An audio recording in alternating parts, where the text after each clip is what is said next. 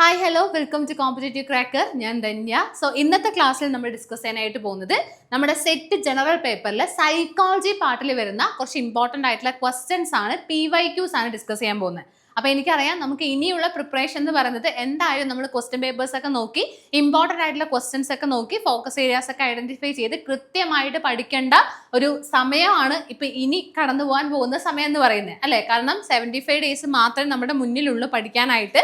So ഈ ഒരു ദിവസങ്ങളിൽ എങ്ങനെ പഠിക്കുന്നു അതിനനുസരിച്ചിട്ടായിരിക്കും നിങ്ങളുടെ റിസൾട്ട് എന്ന് പറയുന്നത്. അപ്പൊ എന്തായാലും ഇനി സമയമൊന്നും കളയാതെ എത്രയും പെട്ടെന്ന് തന്നെ പഠിക്കാനായിട്ട് എന്തായാലും പഠിക്കാൻ സ്റ്റാർട്ട് ചെയ്തിട്ടുണ്ടാവും. പക്ഷെ എന്നിരുന്നാലും നല്ല രീതിയിൽ പഠിക്കുക എന്നുള്ളതാണ് എനിക്ക് ആദ്യം തന്നെ പറയാനായിട്ടുള്ളത്. സോ ഈ ഒരു സെഷനിൽ ഞാൻ നേരത്തെ പറഞ്ഞതുപോലെ തന്നെ സൈക്കോളജി പാർട്ടിൽ വരുന്ന ക്വസ്റ്റ്യൻസ്. അപ്പൊ പലരുടെയും ഒരു സംശയം ഉണ്ടാവും, ഇതിപ്പോ നമ്മൾ BEd പഠിക്കുന്ന കാര്യങ്ങൾ തന്നെ അല്ലേ ഇതിവിടെ ക്വസ്റ്റ്യൻസ് ആയിട്ട് വരുന്നത്, അപ്പൊ അത് പഠിക്കണോ അല്ലെങ്കിൽ സൈക്കോളജി പാർട്ടിന് അത്ര ഇമ്പോർട്ടൻസ് കൊടുക്കണോ? നമുക്ക് ഒരുപാട് കാര്യങ്ങൾ വേറെ പഠിക്കാനായിട്ട് കിടക്കുന്നുണ്ട്. അപ്പൊ ഈ സൈക്കോളജി പാർട്ട് വെറുതെ പഠിച്ച് സമയം കളയണോ എന്നൊക്കെ പലരും വിചാരിക്കുന്ന കാര്യങ്ങളാണ്, എന്നോട് ചോദിച്ച കാര്യങ്ങളാണ്. പക്ഷേ ഇവിടെ എനിക്ക് പറയാനുള്ളൊരു കാര്യം ഞാൻ ആദ്യമേ പറയുവാണ്. അതായത് നമ്മൾ BEd പഠിച്ച കോൺസെപ്റ്റ് തന്നെയാണ് നമുക്ക് സൈക്കോളജിക്ക് പഠിക്കാനുള്ളത്, അല്ലാതെ എക്സ്ട്രാ ആയിട്ടുള്ള കാര്യങ്ങളൊന്നും ഇല്ല. പക്ഷേ ക്വസ്റ്റ്യൻസ് വരുന്ന രീതി എന്ന് പറഞ്ഞാൽ അവിടെ നമ്മൾ തിയറി ഓറിയന്റഡ് ആയിട്ടാണ് പഠിക്കുന്നത്. അവിടെ നമുക്ക് അതായത് ഒരു essay ബേസ്ഡ് ആണ് നമുക്ക് എഴുതേണ്ടി വരിക, അല്ലേ? അപ്പൊ നമ്മൾ ആ ഒരു രീതിയിലാണ് പഠിക്കുന്നത്. പക്ഷെ ഇവിടെ ഒരു ഒബ്ജക്റ്റീവ് ടൈപ്പ് ക്വസ്റ്റ്യൻസ് ആയതുകൊണ്ട് തന്നെ അത് എവിടെ നിന്ന് വേണമെങ്കിലും ചോദിക്കാം, ഏത് രീതിയിൽ വേണമെങ്കിലും ചോദിക്കാം. അപ്പൊ അതുകൊണ്ട് തന്നെ നമുക്ക് ആ ജസ്റ്റ് ഒരു കോൺസെപ്റ്റ് മാത്രം അറിഞ്ഞാൽ പോരാ. ഇവിടെ ചെയ്യേണ്ട കാര്യം എന്ന് പറയുന്നത് മാക്സിമം പ്രാക്ടീസ് ചെയ്യാന്നുള്ളതാണ്. അപ്പൊ നമുക്ക് ഓൾറെഡി അറിയാത്ത കാര്യങ്ങൾ നിങ്ങൾ പഠിച്ചു പോയി ലാസ്റ്റ് അറിയുന്ന കാര്യം പോലും നമുക്ക് അവിടെ നിന്ന് എക്സാം ഹാളിൽ നിന്നും ചെയ്യാൻ പറ്റാത്തൊരവസ്ഥ ഉണ്ടാവരുത്. അപ്പൊ അതുകൊണ്ട് തന്നെ നമുക്ക് അറിയുന്ന കാര്യമാണെങ്കിൽ പോലും ആ ഒരു കോൺസെപ്റ്റ് നിങ്ങൾ പഠിച്ചില്ലെങ്കിലും അറിയുന്ന കാര്യങ്ങളാണെങ്കിൽ അത് ഒരുപാട് പഠിക്കേണ്ട ആവശ്യമില്ല. പക്ഷെ എന്ത് ചെയ്യണം, അതിന്റെ ക്വസ്റ്റ്യൻസ് നിങ്ങൾ ഉറപ്പായിട്ടും എങ്ങനെയാണ് വരുന്നതെന്ന് അറിയണം. ക്വസ്റ്റ്യൻസ് മാക്സിമം നിങ്ങൾക്ക് ആൻസർ ചെയ്യാൻ കിട്ടുന്നുണ്ടോ അല്ലെങ്കിൽ ചെയ്ത് നോക്കേണ്ട ഒരു ആവശ്യം ഉണ്ട്, അതുണ്ടെന്ന് തന്നെയാണ് ഞാൻ പറയുന്നത്. ഓക്കെ, അപ്പൊ അതുകൊണ്ട് നന്നായിട്ട് ഈ ഒരു സൈക്കോളജി പാർട്ട് പഠിക്കാനായിട്ട് ശ്രമിക്കാം. സോ ആദ്യം തന്നെ നമ്മുടെ CC ലേണിംഗ് ആപ്പിനെ കുറിച്ച് പറയുകയാണ്. CC ലേണിംഗ് ആപ്പ് നമുക്ക് എന്ത് ചെയ്യാം, നമ്മുടെ പ്ലേ സ്റ്റോറിൽ നിന്നും ആപ്പ് സ്റ്റോറിൽ നിന്നൊക്കെ നമുക്ക് ഇൻസ്റ്റാൾ ചെയ്യാം. നിങ്ങൾക്ക് ഒരു യൂസ്ഫുൾ ആയിട്ടുള്ള ഒരുപാട് കാര്യങ്ങളാണ് നമ്മുടെ CC ലേണിംഗ് ആപ്പിൽ ഉള്ളതെന്നുള്ളതാണ്. ദെൻ കഴിഞ്ഞ നമ്മുടെ റിസൾട്ട് എനിക്ക് പറയാനുള്ളത്, നമ്മുടെ CCയിൽ എന്തുകൊണ്ട് സ്റ്റുഡൻസ് കൂടുതൽ പേരും സെറ്റിനായിട്ട് ജോയിൻ ചെയ്യുന്നു എന്ന് ചോദിച്ചു കഴിഞ്ഞാൽ നമ്മുടെ കഴിഞ്ഞ തവണത്തെ റിസൾട്ട് തന്നെയാണ്. കഴിഞ്ഞ തവണ മാത്രമല്ല ഇതുവരെയുള്ള റിസൾട്ട് തന്നെയാണ്. സോ അവർക്ക് എല്ലാവർക്കും നമ്മൾ ഈ ഒരു രീതിയിൽ ഇൻസ്ട്രക്ഷൻസും കോച്ചിങ് കൊടുത്തിട്ട് തന്നെയാണ് അവര് പാസ്സായിരുന്നുള്ളതാണ്. ആൻഡ് അവരുടെ ഹാർഡ് വർക്ക് ആൻഡ് അവരുടെ പ്രയത്നം കൊണ്ടും.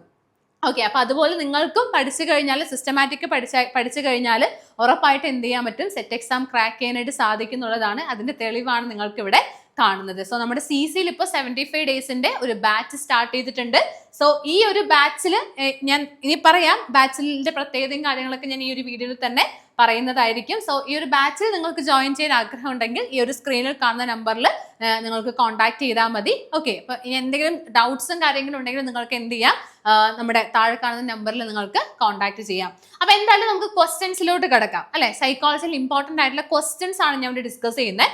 സോ ഈ ഒരു ക്വസ്റ്റ്യൻസ് നിങ്ങൾക്ക് ഒറ്റയ്ക്ക് ചെയ്യാൻ കിട്ടുന്നുണ്ടോ എന്ന് നിങ്ങൾ നോക്കുക. അപ്പൊ എനിക്കറിയില്ല ഇതിൽ എത്ര പേര് സൈക്കോളജി പാർട്ട് പഠിക്കുന്നുണ്ട് ഇപ്പോൾ, അല്ലെങ്കിൽ പഠിച്ചിട്ടില്ലേ, പഠിക്കാൻ ഉദ്ദേശിക്കുന്നില്ലേ എന്നൊന്നും എനിക്കറിയില്ല.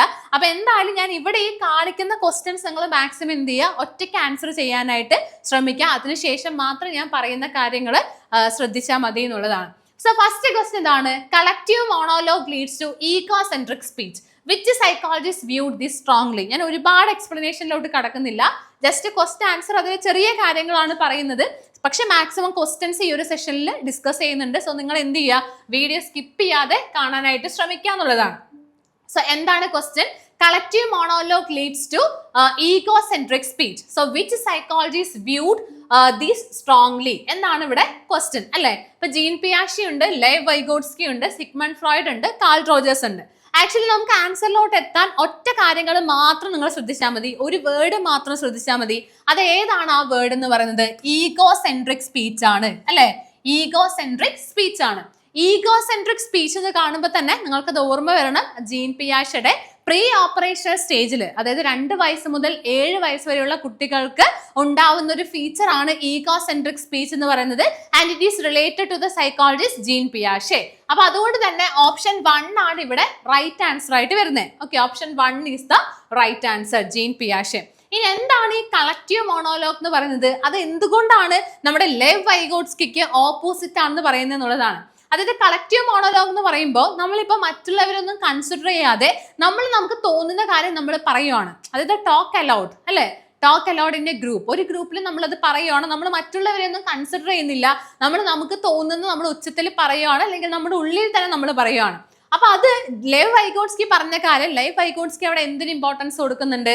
ഒരു ഇന്നർ സ്പീച്ചിന് അവിടെ ഇമ്പോർട്ടൻസ് കൊടുക്കുന്നുണ്ട്, ആൻഡ് മറ്റുള്ളവരോട് ഇന്ററാക്ട് ചെയ്യുന്നതിന് ഇമ്പോർട്ടൻസ് കൊടുക്കുന്നുണ്ട്.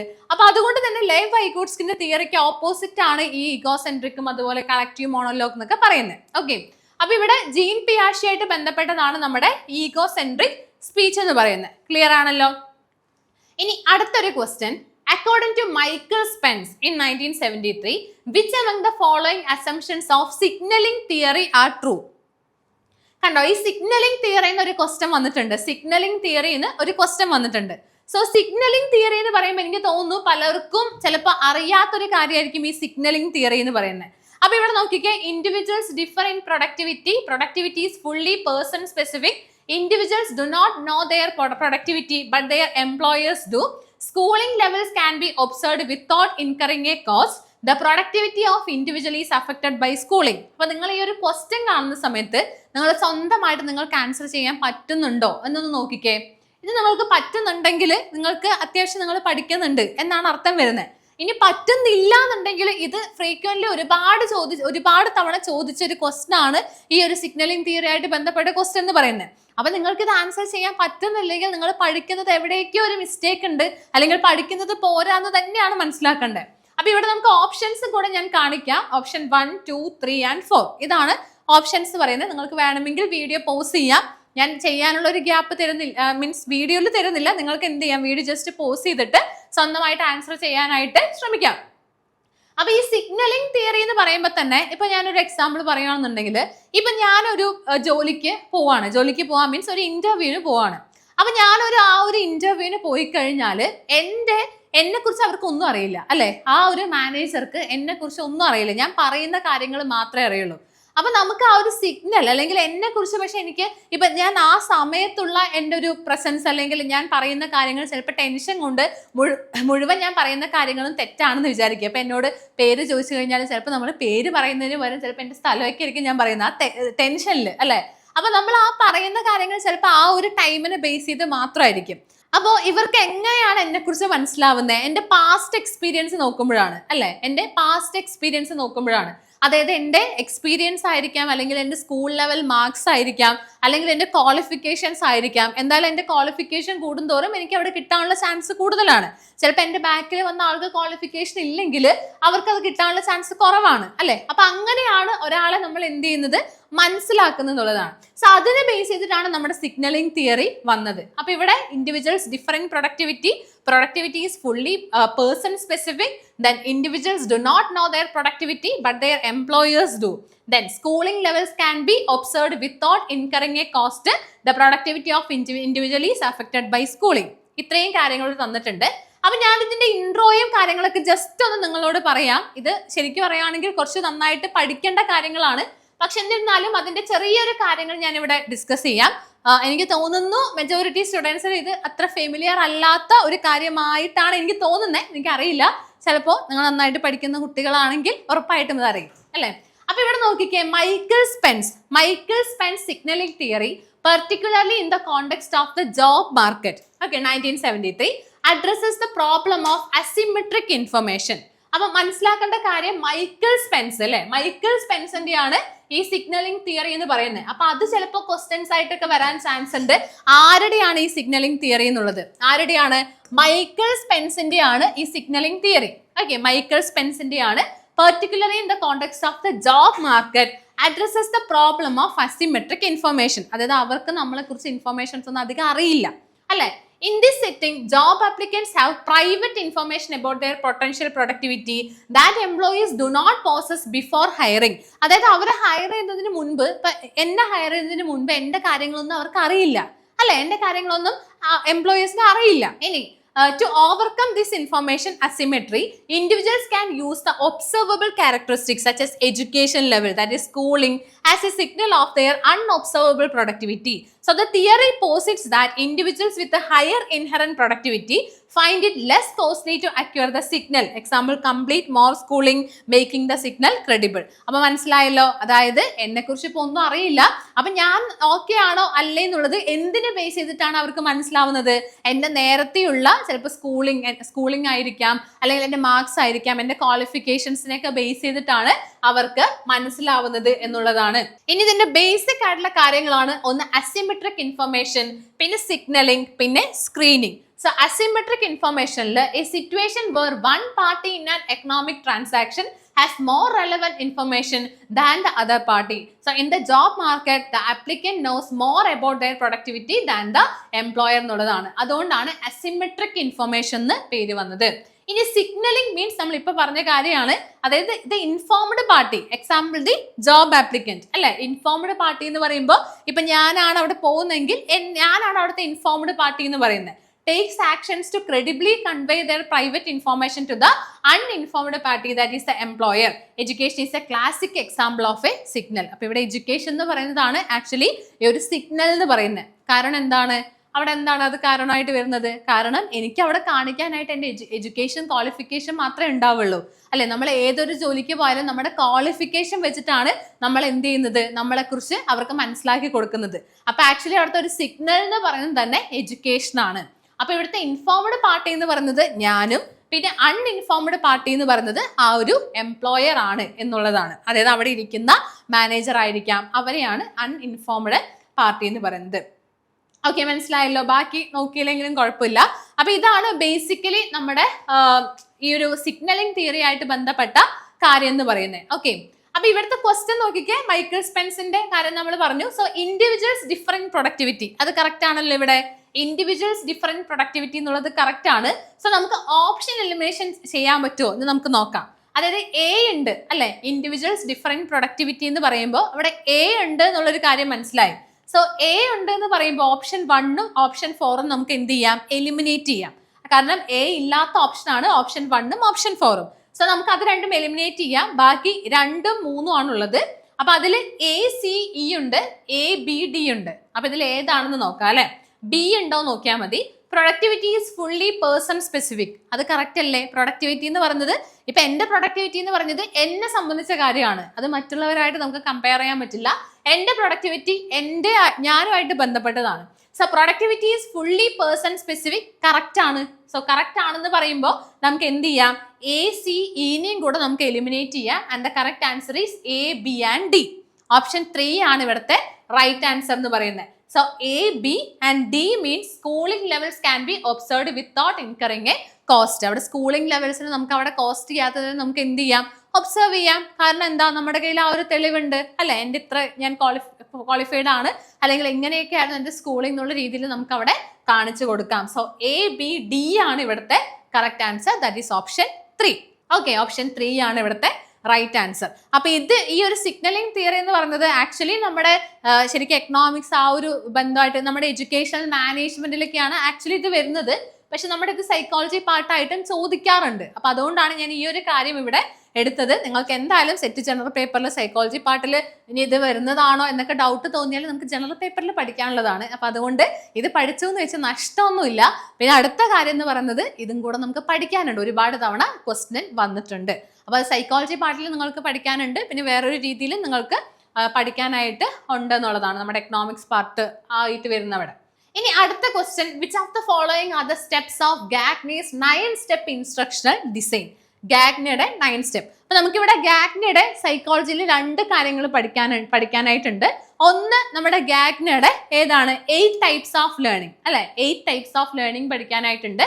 ആൻഡ് 9 ഇവന്റ്സ് ഓഫ് ഇൻസ്ട്രക്ഷൻ, 2 കാര്യങ്ങൾ പഠിക്കാനുണ്ട്. 8 ടൈപ്സ് ഓഫ് ലേണിംഗ് എന്ന് പറയുമ്പോൾ നമുക്ക് അവിടെ ഏതൊക്കെയാണ് പഠിക്കാനുള്ളത്, നമ്മുടെ സ്റ്റിമുലസ് റെസ്പോൺസ് റിയാക്ഷൻ, ആദ്യം signalling theory, stimulus response theory, പിന്നെ ആ ഒരു സംഭവം അല്ലേ.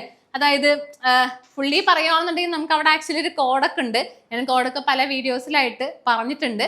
അതായത് ആദ്യം സ്റ്റിമുലസ് നമ്മുടെ സിഗ്നലിംഗ് തിയറി ആണ്, അടുത്ത സ്റ്റിമുലസ് റെസ്പോൺസ് ആണ്, അടുത്തത് വെർബൽ അസോസിയേഷൻ ആണ്, അടുത്ത ഡിസ്ക്രിമിനേഷൻ, അങ്ങനെ ഓരോന്ന് പോയി ഏറ്റവും അവസാനം എന്ന് പറയുമ്പോൾ നമ്മുടെ ഏതാണ് പ്രോബ്ലം സോൾവിംഗ് ആണ് അല്ലെ. പ്രോബ്ലം സോൾവിംഗ് ആണ് ഏറ്റവും മുകളിൽ വരുന്നത്. അതിന്റെ താഴെയായിട്ട് പ്രിൻസിപ്പൽ ലേണിംഗ് വരും അല്ലെ, അതിന്റെ താഴെയായിട്ട് കോൺസെപ്റ്റ് ലേണിംഗ് വരും. അപ്പൊ അങ്ങനെ 8 ടൈപ്പ് ഓഫ് ലേണിംഗ് ഉണ്ട്. ആൻഡ് 9 ഇവന്റ്സ് ഓഫ് ഇൻസ്ട്രക്ഷൻ ആണ് അടുത്തത് ഗാഗ്നേഡ എന്ന് പറയുന്നത്. സോ അവിടെ ഗെയിനിങ് അറ്റൻഷൻ ഉണ്ട്, creating content, elicit performance, reviewing performance, providing guidance, ഇതാണുള്ളത്. അപ്പൊ ഇതിൽ നമുക്ക് എന്തായാലും അറിയുന്ന കാര്യം ഗൈനിങ് അറ്റൻഷൻ, അതെന്തായാലും ഫസ്റ്റ് വൺ ഗെയിനിങ് അറ്റൻഷൻ ആണ്. അതുകൊണ്ട് തന്നെ എ ഉണ്ടെന്നുള്ള കാര്യം അറിയാം. അങ്ങനെ അറിഞ്ഞു കഴിഞ്ഞാൽ തന്നെ നമുക്ക് 1ഉം 4ഉം അവിടെ എലിമിനേറ്റ് ചെയ്യാം. ആൻഡ് ഇവിടെ ഓപ്ഷൻ നോക്കിക്കേ, എ, ഡി ആൻഡ് ഇ ഉണ്ട്, എ, സി ആൻഡ് ഇ ഉണ്ട്. അപ്പൊ ഇതിൽ ഡി ആണോ സി ആണോ വരാന്ന് മാത്രം നോക്കിയാൽ മതി. അതായത് ഈ ഓപ്ഷൻസ് നമ്മൾ എങ്ങനെയാണ് ഈ ഓപ്ഷൻ എലിമിനേഷൻ മെത്തേഡിലൂടെ പലവരും മാർക്ക് സ്കോർ ചെയ്യുന്നത് ചോദിച്ചു കഴിഞ്ഞാൽ ഇങ്ങനെയാണ്. നിങ്ങളല്ലാതെ ഇതെല്ലാം നോക്കിക്കഴിഞ്ഞ് ഇവിടെ തന്നെ നിങ്ങൾ അടയാളപ്പെടുത്തുവാണ്. ആ എ വരും, ബി വരില്ല, സി വരും, ഡി വരില്ല, ഇ വരും എന്നൊക്കെ പറഞ്ഞ് അടയാളപ്പെടുത്തിയിട്ട് പിന്നെ നമ്മൾ ഓപ്ഷനിൽ നോക്കുമ്പോൾ ചിലപ്പോൾ നമ്മൾ അവിടെ അടയാളപ്പെടുത്തിയത് ഉണ്ടാവുകയില്ല. അപ്പൊ അങ്ങനെ ആവുന്ന സമയത്ത് എന്താണ് പ്രശ്നം? നമുക്ക് ഫുള്ളി ടോട്ടലി നമ്മൾ ബ്ലാങ്ക് ആവും. എന്നിട്ട് നമ്മൾ ഏതെങ്കിലും ഒരു ആൻസർ അവിടെ മാർക്ക് ചെയ്യും. അപ്പൊ അതിന് പകരം നമുക്ക് അറിയുന്നത് വെച്ചിട്ടാണ് ഞാൻ ചെയ്യുന്നത്. ഇപ്പൊ കണ്ടോ, ഞാൻ അറിയുന്നത് വെച്ചിട്ടാണ് കഴിഞ്ഞ ഒരു ക്വസ്റ്റ്യൻ ചെയ്തത്. അപ്പൊ അത് നോക്കുമ്പോൾ എ ഉണ്ട് എന്ന് പറയുമ്പോൾ തന്നെ നമുക്ക് 1ഉം 4ഉം എലിമിനേറ്റ് ചെയ്യാം. ആൻഡ് ഓപ്ഷൻ നോക്കുമ്പോൾ ഇ എന്തായാലും ഉണ്ടെന്ന് മനസ്സിലായി. ഇ എന്ന് പറയുമ്പോൾ പ്രൊവൈഡിങ് ഗൈഡൻസ് ആണ്, അതുണ്ട്. ദെൻ ഏതൊക്കെയാ വരുന്നത് നോക്കണം. ഡി ആണോ സി ആണോ എന്ന് മാത്രം നോക്കിയാൽ മതി. സോ സി എന്ന് പറഞ്ഞത് എലിസിറ്റ് ദ പെർഫോമൻസ് ആണ്, ഡി എന്ന് പറഞ്ഞത് റിവ്യൂയിങ് പെർഫോമൻസ് ആണ്. അപ്പൊ ഏതാണുള്ളത്? എലിസിറ്റ് ദ പെർഫോമൻസ് ആണുള്ളത്. സോ അതുകൊണ്ട് തന്നെ A, C and E, that is option 3 ആണ് ഇവിടുത്തെ കറക്റ്റ് ആയിട്ടുള്ള ആൻസർ എന്ന് പറയുന്നത്. ഓക്കെ, ഓപ്ഷൻ 3 ആണ് ഇവിടുത്തെ കറക്റ്റ് ആയിട്ടുള്ള ആൻസർ. അപ്പൊ ഇതും പഠിക്കേണ്ടതായിട്ടുണ്ട്. കാരണം നമ്മുടെ ഗാഗ്നയുടെ 9 ഇവന്റ്സ് ഓഫ് ഇൻസ്ട്രക്ഷനെ പറ്റിയിട്ട് ക്വസ്റ്റ്യൻസ് വന്നിട്ടുണ്ട്. അടുത്തതായിട്ട് നമ്മുടെ സൈക്കോളജിയിൽ ഇമ്പോർട്ടൻ്റ് ആയിട്ട് പഠിക്കേണ്ട ഒരു കാര്യമാണ് ഗൈഡൻസ് ആൻഡ് കൗൺസിലിംഗ് എന്നുള്ള ഭാഗം. Okay, guidance and counselling. അപ്പൊ പിന്നെ ഞാൻ ഈ ഒരു ക്വസ്റ്റ്യൻ എടുക്കാനുള്ള 2 റീസൺ ഉണ്ട്. ഒന്ന്, ഗൈഡൻസ് ആൻഡ് കൗൺസിലിംഗ് ഇമ്പോർട്ടൻ്റ് ആണ്. പിന്നെ അടുത്ത കാര്യം എന്ന് പറയുന്നത് ഒരു അസേർഷൻ റീസൺ ക്വസ്റ്റ്യൻ നമ്മൾ എന്തായാലും പ്രതീക്ഷിക്കാം. നമുക്ക് അസേർഷൻ റീസൺ ക്വസ്റ്റ്യൻ എന്തായാലും സൈക്കോളജിയിലാണെങ്കിലും എല്ലാത്തിലും വരും. അപ്പൊ അതുകൊണ്ട് തന്നെ അത് ചോദിച്ചു കഴിഞ്ഞാൽ എങ്ങനെ ആൻസർ ചെയ്യണം എന്നും കൂടെ നമുക്ക് അറിയണം. അതിന് വേണ്ടിയിട്ടാണ് ഞാൻ എന്ത് ചെയ്തത്, ഈ ഒരു ക്വസ്റ്റ്യൻ എടുത്തത്. സോ അസേർഷൻ ഇതാണ്: counselling is a face to face relationship between the guidance worker and the person who seeks a special kind of guidance. ഇതാണ് assertion. And reason: counseling is an intimate interpersonal relationship in which one person by virtue of his special training and skills is recognized as the helper while the other person is recognized as an individual or group with a problem who can benefit from the former. ഇതാണ് അവിടെ reason ആയിട്ട് തന്നിരിക്കുന്നത്. അപ്പൊ നമ്മളിത് നിങ്ങൾ കുറെ കണ്ടിട്ടുണ്ടാവും. എന്നാലും ആദ്യമായിട്ടൊക്കെ സെറ്റ് എക്സാമിന് പ്രിപ്പയർ ചെയ്യുന്നവർ ചിലപ്പോൾ ഈ അസേർഷൻ റീസൺ ഒക്കെ ആദ്യമായിട്ടായിരിക്കും കാണുന്നത്. അപ്പോൾ ഇവിടെ ചെയ്യേണ്ട കാര്യം, ഇവിടെ സാധാ നമ്മുടെ സ്റ്റേറ്റ്മെന്റ് ടൈപ്പ് പോലെ തന്നെ 2 സ്റ്റേറ്റ്മെന്റ് നല്ലതുപോലെ തന്നെ വായിക്കുക. ഇനി വായിച്ചു കഴിഞ്ഞപ്പോൾ നമുക്ക് മനസ്സിലായി ഇതും ശരിയാണ് അല്ലെ, ഇതും ഇവിടെ ശരിയാണ്. കാരണം ആദ്യം കൗൺസിലിംഗ് എന്ന് പറയുന്നത് ഒരു ഫേസ് ടു ഫേസ് റിലേഷൻഷിപ്പ് ആണ് ബിറ്റ്വീൻ ഒരു ഗൈഡൻസ് വർക്കർ, ഒരു കൗൺസിലറും ഉണ്ടാവും, ഒരു കൗൺസിലിയും ഉണ്ടാവും അല്ലെ. ആ ഒരു ഗൈഡൻസ് കൊടുക്കുന്ന വ്യക്തിന് പറയുന്ന പേരാണ് കൗൺസിലർ, ആൻഡ് അത് റിസീവ് ചെയ്യുന്ന വ്യക്തിന് പറയുന്ന പേരാണ് കൗൺസിലി എന്നുള്ളത്. സോ ഒന്നാമത്തെ ശരിയാണ്. ഇനി രണ്ടാമത്തെ counselling is an intimate interpersonal relationship എന്നൊക്കെ പറയുമ്പോൾ ഒന്നാമത്തെ സ്റ്റേറ്റ്മെന്റിനെ കുറച്ചുകൂടെ എലാബറേറ്റ് ചെയ്തിട്ടുള്ള ഒരു പോർഷൻ ആണ് നമ്മുടെ റീസൺ ആയിട്ട് കൊടുത്തിരിക്കുന്നത് ആണല്ലോ. അപ്പൊ 2ഉം ശരിയാണെന്ന് മനസ്സിലായി. ഇനി 2ഉം ശരിയാണെങ്കിൽ ഒന്നാമത്തെ അസേർഷന്റെ പ്രോപ്പർ എക്സ്പ്ലനേഷൻ ആണ് അവിടെ റീസൺ ആയിട്ട് കൊടുത്തിരിക്കുന്നതെന്നാണ് നമുക്ക് അറിയേണ്ടത്. അപ്പൊ അതിന് എന്ത് ചെയ്താൽ മതി, ഇടയിൽ ഒരു ബിക്കോസ് ഇട്ട് കൊടുത്താൽ മതി. അപ്പൊ എന്ത് ചെയ്താൽ മതി, ഇടയിൽ ഒരു ബിക്കോസ് ഇട്ട് കൊടുത്താൽ മതി അല്ലെ, ഇടയിൽ ഒരു ബിക്കോസ് ഇട്ട് കൊടുത്താൽ മതി. അപ്പൊ ഇനി വായിക്കുന്ന സമയത്ത് നമുക്ക് കണക്ട് ചെയ്യാൻ പറ്റുന്നുണ്ട് എന്നുണ്ടെങ്കിൽ അതെന്താണ്, പ്രോപ്പർ എക്സ്പ്ലനേഷൻ ആണ്. കണക്ട് ചെയ്യാൻ പറ്റുന്നില്ല, ബിക്കോസ് ഇട്ട് വായിക്കുന്ന സമയത്ത് രണ്ടും തമ്മിലൊരു ബന്ധം കാണുന്നില്ല എന്നുണ്ടെങ്കിൽ എന്താണ്, അത് പ്രോപ്പർ എക്സ്പ്ലനേഷൻ അല്ല എന്നാണ് നമുക്ക് മനസ്സിലാക്കേണ്ടത്. അപ്പൊ അതുകൊണ്ട് തന്നെ ഇവിടെ ഏതാണ് ആൻസർ ആയിട്ട് വരുന്നത്, both A and R R correct and R is the correct explanation of A എന്ന് പറയുന്ന ഓപ്ഷൻ 1 ആണ് ഇവിടുത്തെ റൈറ്റ് ആൻസർ ആയിട്ട് വരുന്നത്. സോ ഇങ്ങനെയൊക്കെയാണ് നമ്മുടെ സൈക്കോളജിയിൽ ക്വസ്റ്റ്യൻസ് വരുന്നത്. അപ്പൊ നിങ്ങൾക്ക് മനസ്സിലാവുന്നുണ്ടോ, നമ്മൾ BEdൽ പഠിച്ചു എന്ന് പറഞ്ഞിട്ട് അത് മാറ്റി വെക്കാൻ പറ്റില്ല. കാരണം ഈ ഒരു ലെവലിലാണ് നമുക്ക് ക്വസ്റ്റ്യൻസ് വരുന്നത്. അപ്പൊ അതുകൊണ്ട് തന്നെ അത് കൃത്യമായിട്ട് എന്ത് ചെയ്യണം, നമ്മൾ ക്വസ്റ്റ്യൻസ് നല്ല രീതിയിൽ തന്നെ പ്രാക്ടീസ് ചെയ്യണം. അടുത്തൊരു ക്വസ്റ്റ്യൻ നോക്കിക്കേ, which of the following does not represent the developmental task of an adolescent in learning to get along with friends of both sexes. കണ്ടോ, ഇങ്ങനെയൊക്കെയാണ് ക്വസ്റ്റ്യൻ വരുന്നത്. To learn to look upon girls as women and boys as men, to become an adult among adult, to learn to work with others for a common purpose, to accept one's body. കണ്ടോ, ഇതൊക്കെയാണ്. ഇത് നിങ്ങളൊന്ന് answer ചെയ്ത് നോക്കട്ടെ. ഇത് നിങ്ങൾക്കുള്ളൊരു task ആണ് കേട്ടോ. ഞാൻ ഈ ഒരു ക്വസ്റ്റ്യൻ കണ്ടപ്പോൾ ഞാൻ പറയുവാണ്, ഇത് നിങ്ങൾക്കുള്ളൊരു ടാസ്ക് ആണ്. ഇതിന്റെ ആൻസർ എന്താണെന്നുള്ളത് നിങ്ങൾ പറയണം. ഈ ഒരു വീഡിയോന് താഴെ തന്നെ നിങ്ങളൊന്ന് കമന്റ് ചെയ്താൽ മതി. ക്വസ്റ്റ്യൻ ഞാൻ ഒന്നുകൂടെ വായിക്കാം. Which of the following does not represent the developmental task of an adolescent in learning to get along with the friends of both sexes? ഇതൊരു സൈക്കോളജി ക്വസ്റ്റ്യൻ ആണ്. നമുക്ക് 4 ഓപ്ഷൻസ് ഉണ്ട്.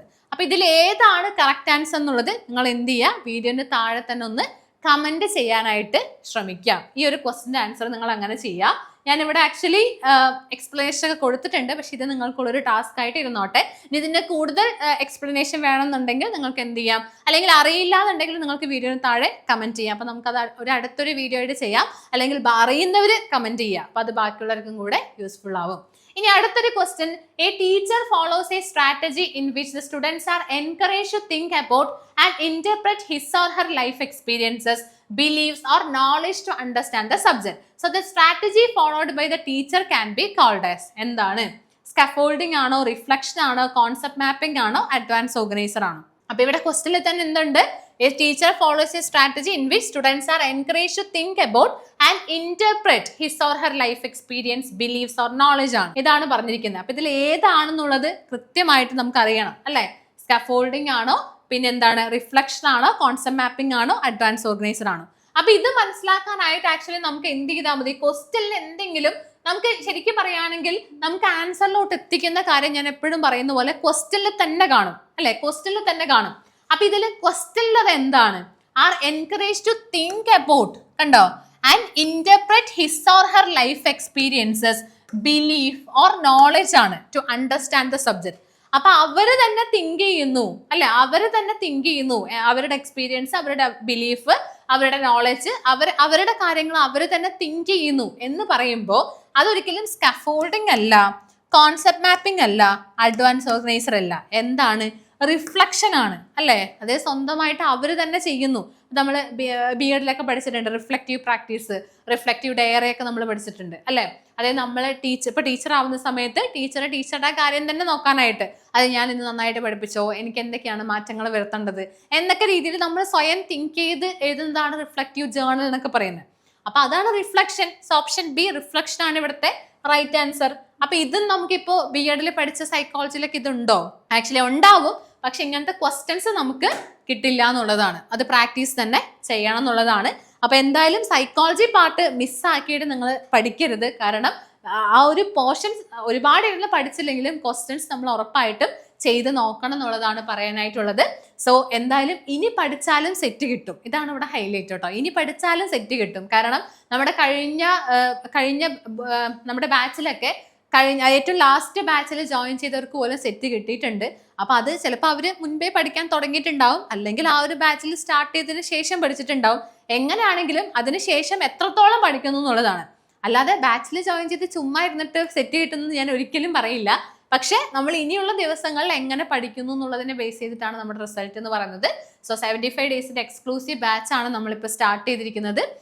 സോ പ്രോപ്പർ ലൈവ് സെഷൻസും റെക്കോർഡ് ക്ലാസ്സുകളും mock ടെസ്റ്റും എല്ലാം നമ്മൾ ഇതുവരെ പറയുന്ന എല്ലാം നമ്മുടെ CCL എല്ലാ കോഴ്സിലും അങ്ങനെ തന്നെയാണ്. ലൈവ് ക്ലാസ്, റെക്കോർഡ് ക്ലാസ്സുകൾ, mock test, model exams, personal mentorship, അതുപോലുള്ള എല്ലാ ഫീച്ചേഴ്സും നമ്മുടെ ഈ ഒരു കോഴ്സിനും ബാധകമാണെന്നുള്ളതാണ് കേട്ടോ. അപ്പൊ എന്തായാലും നിങ്ങൾക്ക് ഇൻട്രസ്റ്റഡ് ആണെന്നുണ്ടെങ്കിൽ ഈ ഒരു നമ്പറിലോട്ട് കോൺടാക്ട് ചെയ്താൽ മതി. ഞാൻ നേരത്തെ പറഞ്ഞ ആ ഒരു ക്വസ്റ്റ്യൻ്റെ ആൻസർ നിങ്ങൾ എന്തായാലും വീഡിയോന് താഴെ കമന്റ് ചെയ്യണം. ആൻഡ് എന്തെങ്കിലും സജഷൻസ് ഉണ്ടെങ്കിൽ അതും കൂടെ വീഡിയോന് താഴെ തന്നെ കമന്റ് ചെയ്യാം. So that's all from this session. Thank you.